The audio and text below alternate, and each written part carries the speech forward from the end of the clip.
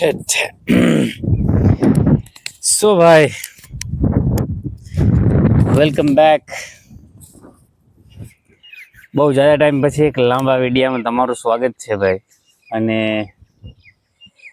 યા તો ભાઈ શું થયું હતું, કેમ કે ઘણા ટાઈમથી હમણાં લાંબા વિડીયો બનાવતો જ નથી. એન્ડ બિલકુલ લાંબા વિડીયોથી રેસ્ટ લઈ લીધો છે આપણે. બટ એક મિનિટ, તો એનું કારણ મેં શોર્ટ એડ કર્યા છે હમણાં. હું ટ્રાય કરું છું મિની બ્લોગની પણ. તો એવું શું થયું છે હમણાં ભાઈ, કેમ કે હમણાં તમે શોર્ટમાં જોયું હશે રિકવરી. તો ભાઈ એક ભૂલ થઈ ગઈ હતી મારાથી એક્સરસાઇઝમાં. અને એક્સરસાઇઝની ફોર્મ છે, જ્યારે પણ હું કોઈ નવી એક્સરસાઇઝ કરું છું ત્યારે એની ફોર્મ છે એને સમજવાની કોશિશ કરતો હોઉં છું.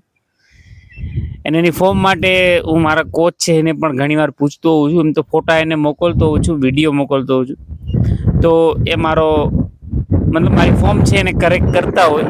પણ તે દિવસે ઇનકેસ એ પણ નહોતા, અને હું મારી રીતે જ એક્સરસાઇઝ છે એને ટ્રાય કરતો હતો. ઇન્વર્ટેડ રો, જેને ચેસ્ટ તરફ આવતી એક્સરસાઇઝ કહેવાય, અને અપર બેક છે એની માટે બધેથી બેસ્ટ એક્સરસાઇઝ છે ઇન્વર્ટેડ રો કહેવામાં આવે.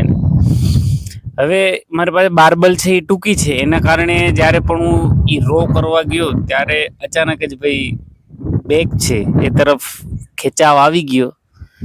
અને કેમ કે ખેંચાવ આવ્યા પછી ત્યારે તો મને ફીલ નહોતું થયું, એટલું મને બસ તારે ખાલી થોડુંક જ દુખ્યું હતું. પણ અપર બેક છે, મારે આ કોરનું મસલ જે છે ભાઈ, તમને કીધેલું જ છે કે આ મસલ જે છે એ વીક છે, મતલબ અંડર ડેવલપ પણ છે. મસલ ઇનબેલેન્સ છે કાઇન્ડ ઓફ, એવું છે. તો એના કારણે આની કોર વધારે ખેંચાવ આવ્યું અને દુખ્યું પણ બહુ વધારે ભાઈ.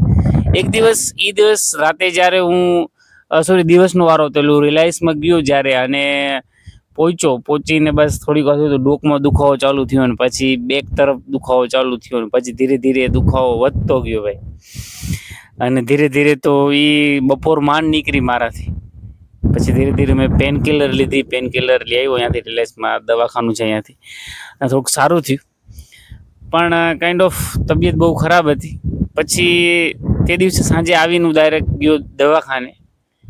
પછી તો પણ અહીંયા ડબ્બા સરકારી દવાખાનું છે, એટલે ખાલી પેનની જ દવા આપી હતી મને, અને ખાલી ટ્યુબ આપી હતી. બટ એટલું બધું કાંઈ નહોતું થયું.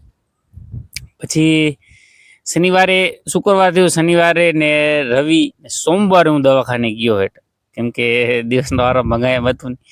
પછી અહીંયા જઈને જ્યારે મેં ડૉક્ટરને પૂછ્યું, ડૉક્ટરની સલાહ લીધી જ્યારે, અને એને મને ફિઝિયોને સજેસ્ટ કર્યું. ફિઝિયોએ મને જોયું એન્ડ એને કીધું કે હા, તમારે એક સાઈડની મસલ જે છે ભાઈ એ અનબેલેન્સ છે, અને નેકથી લઈને બેક લગીને આ જે પેન છે એ સફરિંગ કરે છે.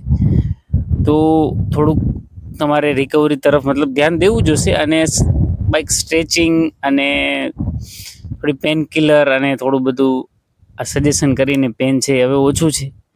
ને આજ હું ટ્રાય કરીશ બેક માટે થોડુંક હેવી જવાનું. બટ કાઇન્ડ ઓફ વર્કઆઉટ હજી હું એવું જ કરું છું ભાઈ. બટ અને આ 3 દિવસની બીજી વાત કરું ભાઈ, તો ટ્રાય હું હમણાં મિની વ્લોગની પણ કરું છું, એટલે નથી નાખી શકતો મોટા વિડીયો. પણ ટ્રાન્સફોર્મેશન જર્ની છે એ પૂરી નથી થઈ. જ્યાં અટકી છે ત્યાંથી ચાલુ થશે, અને બહુ જલ્દી આપણે આનું રિઝલ્ટ પણ જોશી. હમણાં થોડાક ટાઈમથી જરૂર આપણે કન્ટિન્યુ નથી વિડીયો, પણ આપણે જલ્દી પાછા continue Karshi. So this is update ભાઈ. અને બીજું તો કાલે બીજી મોટી ખુશખબરી આપણે લેવાના છે, એ પણ સાજા કરશી. એન્ડ તકલીફ ચાલ્યા કરે ભાઈ, ભૂલ પણ થતી હોય. ઘણી બધી એક્સરસાઇઝમાં ભૂલ થાય મારાથી, પણ આજે ખેરે થોડુંક વધારે થઈ ગયું. એના લીધે દુખાવો છે અત્યારે નથી થતો, બટ કાઇન્ડ ઓફ જ્યારે એક્સરસાઇઝ કરું ત્યારે બસ થોડું થાય. So it's all good. બેકની મૂવમેન્ટ આજ હું કરીશ, અને થોડું રિસ્ક લઈશ આજ. That's it. This is update. And હું ટ્રાય કરીશ કન્ટિન્યુ વિડીયો બનાવવાના ભાઈ, પણ હા, હું બંધ તો નહીં કરું કોઈ દિવસ. So let's go for back workout.